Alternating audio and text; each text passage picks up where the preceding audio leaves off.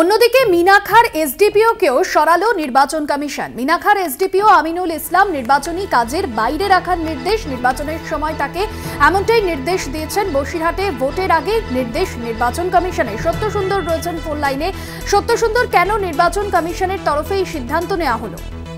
দেখো, শাসক দলের হয়ে কাজ করছেন আমিনুল ইসলাম খান। সন্দেশখালী কাণ্ডের সময় কিন্তু বিরোধী রাজনৈতিক দল বিজেপির তরফে কিন্তু একাধিকবার অভিযোগ জানানো হয়েছিল নির্বাচন কমিশনে, এবং সেক্ষেত্রে কিন্তু মিনাখার এসডিপিও আমিনুল ইসলাম খানের বিরুদ্ধে অভিযোগ জানিয়েছিল বিজেপি, এবং সেই কারণেই তাকে নির্বাচন প্রক্রিয়া থেকে সরিয়ে দেওয়ার সিদ্ধান্ত নেয় নির্বাচন কমিশন। সেই কারণেই মিনাখার এসডিপিও আমিনুল ইসলাম খানকে সরানো হয়েছে বলে নির্বাচন কমিশন সূত্রে জানা গিয়েছে।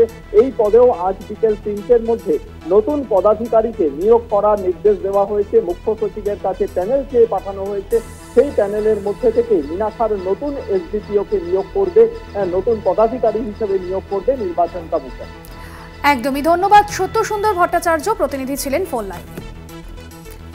আপনাদের জানিয়ে রাখবো, মিনাখার এসডিওকে সরালো নির্বাচন কমিশন। মিনাখার এসডিপিও আমিনুল ইসলামকে সরালো নির্বাচন কমিশন। নির্বাচনী কাজে বাইরে রাখার নির্দেশ, শাসক দলের হয়ে কাজ করার অভিযোগ উঠে আসছে তার বিরুদ্ধে। আর সেই জায়গা থেকেই সিদ্ধান্ত নির্বাচন কমিশনের। বসিরহাটে ভোটের আগেই নির্দেশ কমিশনের।